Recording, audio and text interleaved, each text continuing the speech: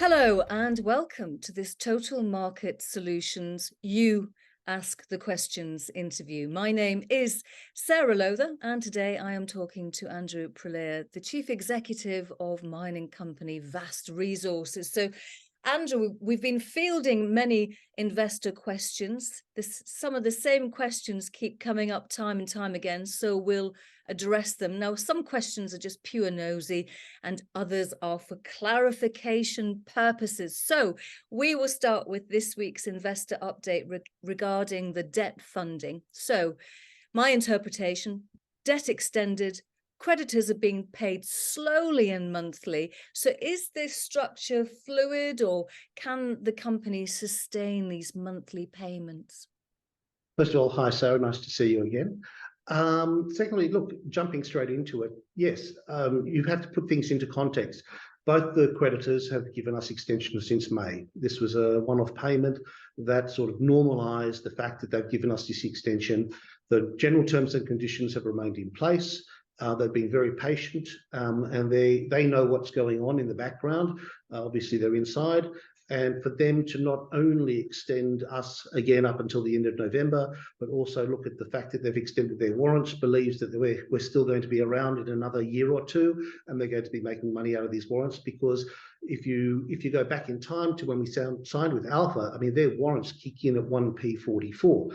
So for them to want to extend those warrants to that period of time, and to have Mercuria still wanting to be able to buy £3.25 million worth of VAR shares, it clearly is an indication of them wanting to stick around and want to be part of the vast growth path that's been hindered by one item that's been outstanding for a little while. Okay, Andrew. So they are going to make money from the warrants, but investors want to know if they are going to be making money, because at the moment investors are giving you money because you raised money last month in October, approximately £1.8 million. And in the RNS were these words: the company does not believe it will need to raise further equity funding for this foreseeable future. So what does that mean? What is your foreseeable future in terms of months, weeks, days? Well, as the actual RNS states, it says funding based on the current strategy and updated expectation. The company does not believe it will need to raise further equity funding in the foreseeable future. And as far as the warrant holders or the lenders having those warrants at 1.44p to be exact, that shows that their confidence in what we are doing in our strategy in the foreseeable future. Let me just probe a little bit more about the production report from Q3 2023 at the Baita polymetallic mine in Romania. The production update, how positive was this? Can you be a bit more concise? Well, we've had some abusive emails and questions sent to the PR company saying that there's not improvement and we're not doing what we said we were going to do. But this needs to get into context. This is a mining business. Based on the last 12 months of operation, in the last 4 quarters, you're looking at 100% rise. Now, a 5% rise in most businesses quarter on quarter is considered exceptional. Even if you look at last quarter to this quarter and the tons milled, there was a 10% increase. On the production of concentrate, and you have to remember, we are in the business of selling concentrate. There was almost a 20% increase in the concentrate produced. That is an astronomical amount on a 1 quarter basis. And that's including the fact that we had the strike in September where we were open and disclosed the fact that it was down in the quarterly report. It was 133 wet tons produced as opposed to the 248 in August. We also announced that it's not going to have an impact on production. You cannot take 10 days in a year in isolation and call it being an impact in production. Yes, it was an impact in that couple of weeks, but overall, we do not consider that as an impact to the business as a general.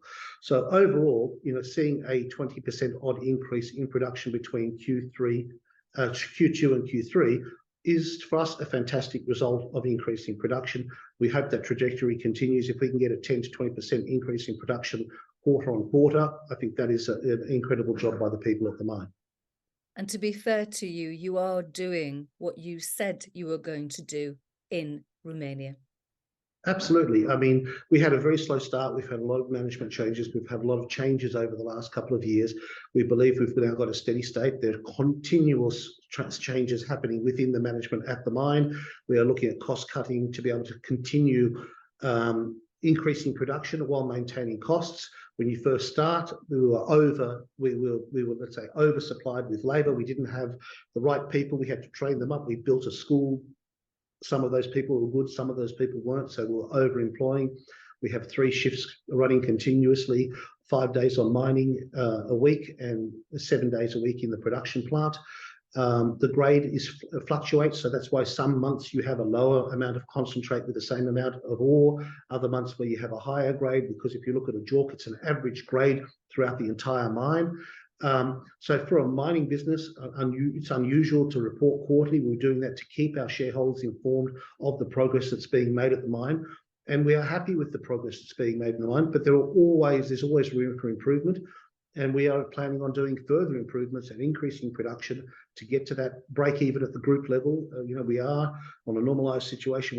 We are break even for the quarter in Baiitsa. We only had 1 month of break even in Q2. So it is an increase. It is a definite positive step forward for the mine. And how do you think you compare to your peers within the junior mining space? Well, most junior miners are not mining for a start. And, we are in a country where we are the only private mining company or public mining company. There is one state-owned mine. All the other 400 mines were shut down for EU accession. And so, we're in a very difficult space where the mining culture from 2006 until we reopened in 2018 was non-existent. Most of those people have faced retirement. We tried to cherry pick those who wanted to continue working. We've trained them. We've brought in expats. There's a cultural difference. We're trying to overcome that, and we're constantly evolving. And we believe that we're going to be in a place, by the end of this year or early next year, where we won't have these culture gaps anymore, but people will work within a system that is normalised for a foreign investor. But it hasn't been easy, and we've faced our hardships, but we are getting to the point where we have a fantastic team on the ground, and we are constantly improving. Okay, but expats are expensive. Are you not able to train up the local population? Well, that's exactly what we've been doing, and that's why costs are coming down. There are less expats in the company. I think I'm the only expat left who's permanently on the ground, and everybody else is local. And that was the intention of the company, is to build a local base of qualified mining personnel so we can grow the business together, look at other joint ventures with government moving forward in country, as we are doing in Tajikistan. We originally set out to do here. Unfortunately, Tajikistan's a little bit more open to foreign direct investment in the mining space, but they also haven't got the EU to contend with, whereas Romania does. So things are not easy in the jurisdiction, but we're working around it, and we are growing. Okay, talking about personnel changes, there's a new government in Zimbabwe, and you are in the business of chasing your historic package of diamonds, which many of us from the anecdote level are completely obsessed with.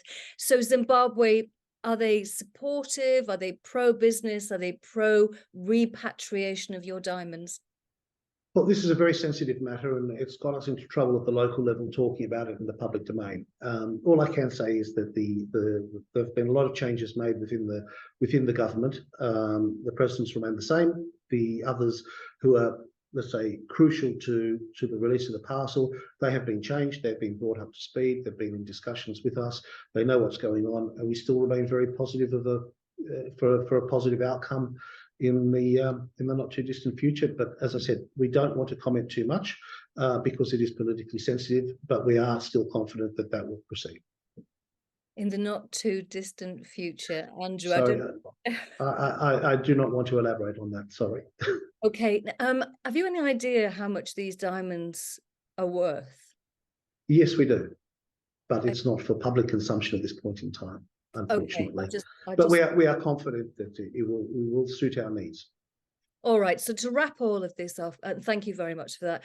What news can we expect moving forwards? And when I say moving forwards, that to me means to the end of the calendar year. Well, there are several things to take note of. One is the improvement in production at Baiitsa, other opportunities that we've been pursuing, that we RNS'd that the due diligence phase on the Tajik gold asset, that's looking very positive for the company.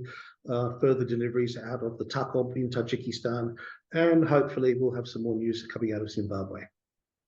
Lovely. Andrew Prelea, Chief Executive of Vast Resources. Thank you very much for answering the investor questions. Thank you. I am As much as I could.